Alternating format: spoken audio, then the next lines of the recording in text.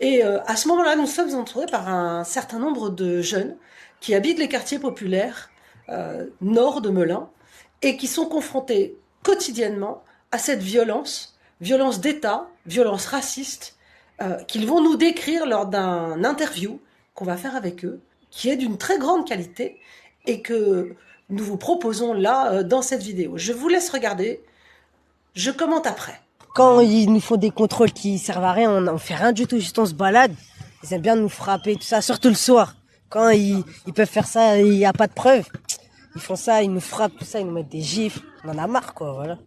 En fait, durant les contrôles, on est victime de beaucoup de racisme. Comme une fois, on s'est fait contrôler. Les policiers sont venus nous interpeller, nous ont insultés, nous ont dit qu'on puait, qu'on était des sales Africains. Kirikou, dans la voiture, on se faisait frapper alors qu'on n'avait rien fait. C'est vraiment quelque chose d'injuste. Ils rôdent alors qu'il se passe rien dans le quartier. Tout est calme, juste le city commence à être délabré. Il y en a un, il a couru vers moi, il m'a mis une claque, après il a tapé ma casquette, après il a tapé la casquette au monsieur ici.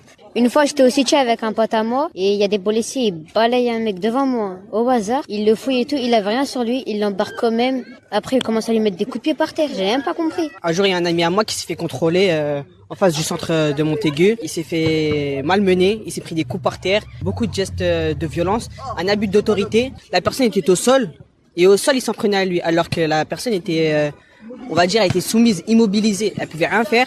Et ils ont profité pour en mettre des coups. On marchait tout ça. En plus, ils viennent, ils nous interpellent, ils nous mettent tout au sol, ils nous menacent de sortir les chiens. Après, ils nous ont forcé à chanter la Marseillaise. Et de se tenir la main. Se tenir la main en marchant.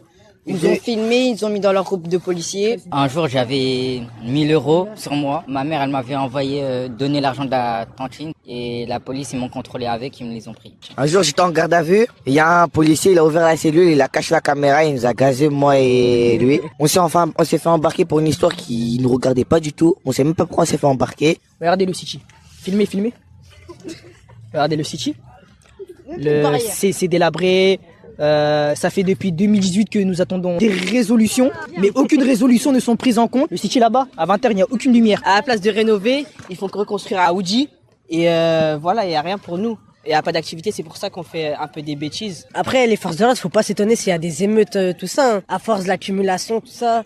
Il y en a, ils se révoltent, hein, ils font des émeutes. Et la municipale, ils ont un abus d'autorité, un très très gros abus d'autorité. On se fait souvent frapper par la municipale et on s'est déjà fait tirer dessus au flashball. En fait, avec leurs armes, ils les utilisent pour faire du mal, du mal à nous.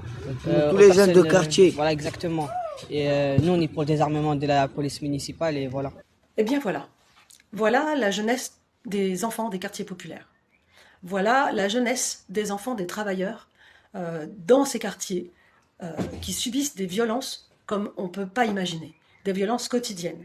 On l'a vu à Noisiel avec ce jeune qui termine dans le coma alors qu'il va chercher son repas. On a vu ces jeunes de Longjumeau ou de Évry qui terminent avec plus de 30 000 balles d'amende alors qu'ils n'ont pas encore 18 ans, simplement parce qu'ils discutent dans leur quartier.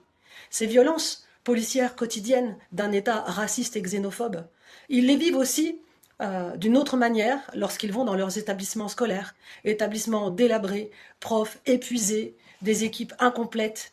Par contre, des portiques et des flics à la sortie de leurs établissements. Voilà ce qu'on leur réserve. L'argent qui devrait être mis dans ces services publics, il est mis dans l'armée, il est mis dans les forces de l'ordre. Vous voyez, c'est la mise au pas de la jeunesse. Jeunesse qui ne doit surtout pas se révolter lorsque l'un des leurs est assassiné. C'est ça un petit peu le but de cette police surarmée. Comme ce jeune, demandons le désarmement de la police, qui pour l'instant est armée jusqu'aux dents par un État policier. Demandons comme ces jeunes de pouvoir enfin vivre une vie normale, celle d'une jeunesse qui a besoin de loisirs, qui a besoin d'éducation, qui a besoin de santé, celle d'une jeunesse dont les parents sont paupérisés, qui doivent choisir entre faire le plein dans leur voiture ou faire le plein du frigo. Soyons solidaires avec cette jeunesse qui s'exprime et qui raconte ce qu'elle vit. Aujourd'hui, moi, j'ai été témoin, j'ai assisté à un événement qui m'a troublé. Nous avons vu un homme sur sa trottinette électrique. Nous voyons la BAC qui était en train de le poursuivre. Sauf qu'à un moment, nous voyons coup de portière. Donc c'est là que nous voyons plusieurs voitures de policiers aller vers ce jeune homme. Et puis le percuter par terre, il est tombé.